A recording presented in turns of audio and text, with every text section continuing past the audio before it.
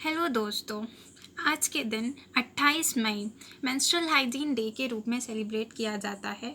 तो इस वीडियो में मैं आपको मेंस्ट्रुअल हाइजीन के बारे में बेसिक नॉलेज देना चाहूँगी। सबसे पहले बात करते हैं मेंस्ट्रुएशन या मेंसेस या पीरियड। ये होता क्या है? महावारी जिसे कहते हैं, ये हमारी बॉडी का एक नेचुरल प्रोसेस है जिसे मेंस्ट्रुअल साइकिल भी कहा जाता है। मेंस्ट्रुअल हाइजीन में आता क्या क्या है? मेंस्ट्रुअल हाइजीन में 4 बेसिक चीज़ें आती है। सबसे पहले तो आता है फ्लो का मैनेजमेंट, कि आप जो मेंस्ट्रुअल फ्लो हो रहा है उसको कैसे प्रॉपरली मैनेज कर सकते हैं। दूसरा जनरल हाइजीन, मतलब आपको पूरी बॉडी की हाइजीन भी मेंटेन रखनी है। तीसरा है बैलेंस डाइट, अच्छे से खाना पीना है। एंड चौथा है active lifestyle. Poor menstrual hygiene एक बहुत ही बड़ा हेल्थ इशू है, हेल्थ कंसर्न है, क्योंकि ब्लड जो कि बैक्टीरिया के लिए एक बहुत ही अच्छा मीडियम होता है उसकी ग्रोथ के लिए। अगर बैक्टीरिया ग्रो होगा तो इन्फेक्शन के चांसेस बढ़ जाएंगे। अगर प्रॉपर मेंस्ट्रुअल हाइजीन के प्रोडक्ट्स अवेलेबल नहीं होंगे तो इन्फेक्शन के चांसेस बढ़ जाएंगे, और ये काफ़ी बड़ा हेल्थ इशू है ये।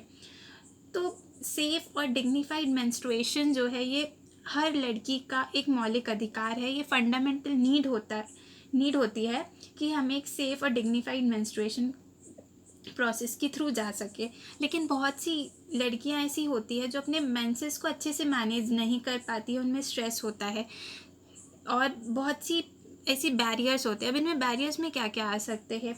शर्म होती है, डिस्क्रिमिनेटरी सोशल एनवायरनमेंट जो है हमारा गर्ल्स के थ्रू और मेंसेस के लिए, ये एक काफ़ी बड़ा बैरियर होता है। इनएक्यूरेट इन्फॉर्मेशन, क्योंकि जब पहला मेंसेस जो आता है, जैसे हम मिनार्की कहते हैं, उस टाइम पे गर्ल्स ऑलमोस्ट 12, 13, 16 इस एज की होती है। तो पहले मेंसेस के टाइम हमें काफ़ी इन्फॉर्मेशन नहीं होती है, डर भी होता है। प्रॉपर इन्फॉर्मेशन प्रॉपर टाइम पे देनी चाहिए, इसलिए पुअर फैसिलिटीज़ होती है, प्रॉपर हैंड वॉश नहीं होता है, प्रॉपर हमें हाइजीन मटेरियल्स नहीं मिल पाते हैं। इन सब के कारण भी हो सकता है।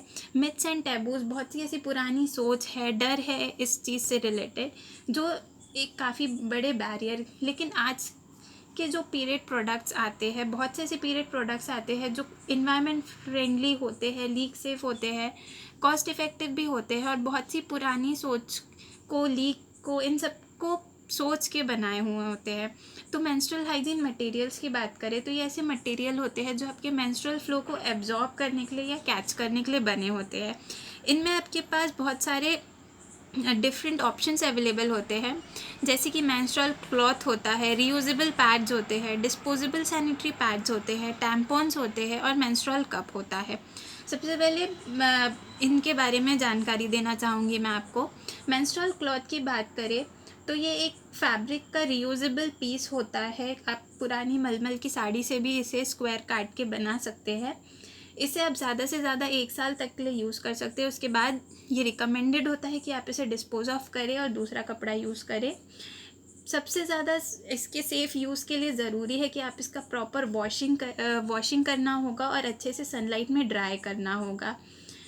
ये हम ज़्यादा रिकमेंड नहीं करते हैं, क्योंकि हेल्थ रिस्क इसके साथ ज़्यादा होते हैं। इन्फेक्शंस के चांसेस हो सकते हैं, स्किन इरिटेशन हो सकती है। अगर आप डैम्प या फिर अनक्लीन मटेरियल यूज़ कर रहे हैं तो उसके कारण रैशेज़ हो सकते हैं, इन्फेक्शन हो सकता है। लेकिन ये काफ़ी चीप होता है, ईज़िली आपको अवेलेबल होता है, और इसका वियर टाइम जो होता है, मतलब इसको आपको 2 से 4 घंटे मैक्सिमम यूज़ करना है, उसके बाद आप इसे चेंज कर लें। दूसरा आता है रीयूजेबल पैड्स। रीयूजेबल पैड्स जो होते हैं वो नेचुरल या फिर सिंथेटिक मटेरियल के बने होते हैं, एक्सटर्नल यूज़ के लिए बने होते हैं। इसे आप मैक्सिमम 3 से 6 घंटे तक के लिए यूज़ कर सकते हैं। उसके बाद यूज़ के बाद आपको इसे प्रॉपरली वॉश करना है, अच्छे से सुखाना है, और उसके बाद आप इसे वापस रीयूज़ कर सकते हैं। लेकिन वो भी मैक्सिमम 1 साल तक के आप इसे यूज़ करना है, उसके बाद आपको दूसरे पैड पे स्विच ऑन करना है। ये भी अगर डैम्प रहा, ज़्यादा देर के लिए आप इसे यूज़ कर रहे हैं तो रैशेज या स्किन इरिटेशन हो सकती है। इसके कारण आपको यूरिनरी ट्रैक्ट इन्फेक्शन वगैरह भी हो सकता है। तीसरा आता है डिस्पोजेबल सैनिटरी पैड्स। ये सबसे ज़्यादा प्रेफर्ड है, बहुत इजीली मिल भी जाता है। एक्सटर्नल यूज़ के लिए बनाया है, इसे भी मैक्सिमम आपको 8 घंटे तक पहनना है, उसके बाद डिस्पोज ऑफ कर देना है। डिस्पोज ऑफ भी आपको प्रॉपर डिस्पोजल करना है, आप फ्लश नहीं करना है। अगर आप फ्लश करेंगे तो पाइप्स में जाके चोक हो जाएगा और सीवेज का बैकफ्लो होगा, जिसके कारण और हेल्थ इश्यूज बढ़ जाएंगे, आपकी हेल्थ रिस्क बढ़ जाएगी।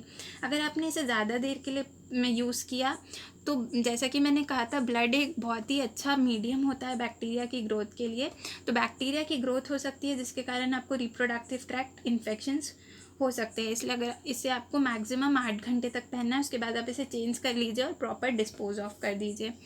चौथा आता है टैम्पॉन्स। टैम्पॉन्स जो होते हैं ये भी एब्जॉर्बेंट मटेरियल्स होते हैं, कॉटन या रेयॉन के बने होते हैं, लेकिन ये इंटरनल यूज़ के लिए होते हैं। इसे आपको वजाइना में इंसर्ट करना होता है, जहाँ पे जाकर ये आपका मेंस्ट्रुअल फ्लो जो है उसे पूरा एब्जॉर्ब कर लेता है। मॉइस्चर के थ्रू ये एक्सपैंड होता है, इसलिए लीकेज के चांसेस भी कम होते हैं। इसे भी आपको मैक्सिमम 8 घंटे तक पहनना है, उसके बाद रिमूव करके प्रॉपर डिस्पोज ऑफ कर देना है। इसके साथ जो एक डर ये है वो ये है कि क्योंकि ये इंटरनल यूज़ के लिए बना हुआ है, इसलिए इसके साथ फियर जो है, डर है, ये एसोसिएटेड रहता है। ये टैम्पॉन्स जो होते हैं उसके साथ एक और जो चीज़ एसोसिएटेड है वो रेयर है लेकिन फेटल है, that is a toxic shock syndrome. ये एक टॉक्सिक शॉक सिंड्रोम का अगर आपको इसको रिस्क कम करना है तो आप दो चीज़ कर सकते हैं। आपको कम एब्जॉर्बेंसी वाला टैम्पॉन यूज़ करना है और मैक्सिमम 8 घंटे तक ही यूज़ करना है, उसके बाद आप उसे डिस्पोज ऑफ कर दीजिए। पांचवी चीज़ आती है मेंस्ट्रुअल कप्स। मेंस्ट्रुअल कप्स जो होते हैं ये नॉन एब्जॉर्बेंट मटेरियल के होते हैं, बेल शेप डिवाइस। ये भी इंटरनल यूज़ के लिए होते हैं। ये पैड्स और टैम्पॉन्स के कंपैरिजन में 3 गुना ज़्यादा ब्लड इसमें कलेक्ट हो जाता है। इसे आप 6 से 12 घंटे में अपने फ़्लो के हिसाब से आप इसे एम्प्टी कर सकते हैं, फिर अच्छे से रिंस करना है, उसके बाद आप इसे रीइंसर्ट कर सकते हैं। हर साइकिल के बाद आपको इसे अच्छे से बॉईल करना है 5 से 10 मिनट के लिए, और आप इसे 5 से 10 साल तक के लिए यूज़ कर सकते हैं। उसके बाद आप इसे प्रॉपरली डिस्पोज ऑफ कर दीजिए। इससे रिलेटेड कोई सिग्निफिकेंट हेल्थ रिस्क नहीं है, लेकिन कल्चरल बैरियर इससे रिलेटेड जो है that is breaking of hymen and loss of virginity. इसके जैसे जैसे लोगों को बेनिफिट्स पता चल रहे हैं, इसका इंटरेस्ट बढ़ता जा रहा है। अब ये तो हुई मेंस्ट्रुअल हाइजीन मटेरियल्स की बात, लेकिन प्रॉपर मेंस्ट्रुअल हाइजीन मटेरियल्स मिलना ही मेंस्ट्रुअल हाइजीन नहीं है, उसके साथ सपोर्टिव सप्लाईज भी होने चाहिए। सपोर्टिव सप्लाईज जो है उसमें आता है सोप। प्रॉपर हैंड वॉशिंग के लिए सोप की ज़रूरत होती है। अगर आप रीयूजेबल चीज़ें यूज़ कर रहे हैं, जैसे मेंस्ट्रुअल क्लॉथ हो गया या रीयूजेबल पैड्स हो गए, तो आपको लॉन्ड्री डिटर्जेंट की, बकेट की, क्लॉथ लाइन की, इन सब की भी ज़रूरत पड़ेगी। आपके पास प्रॉपर स्टोरेज बैग भी होना चाहिए, सिजर्स भी होने चाहिए। टॉयलेट्स में लिडेड बिन्स होनी चाहिए, मतलब ढकी हुई डस्टबिन्स होनी चाहिए, ताकि प्राइवेसी के साथ आप प्रॉपरली पैड्स को डिस्पोज ऑफ कर सके। तो ये था बेसिक नॉलेज मेंस्ट्रुअल हाइजीन के बारे में। So let's become period positive. Thank you.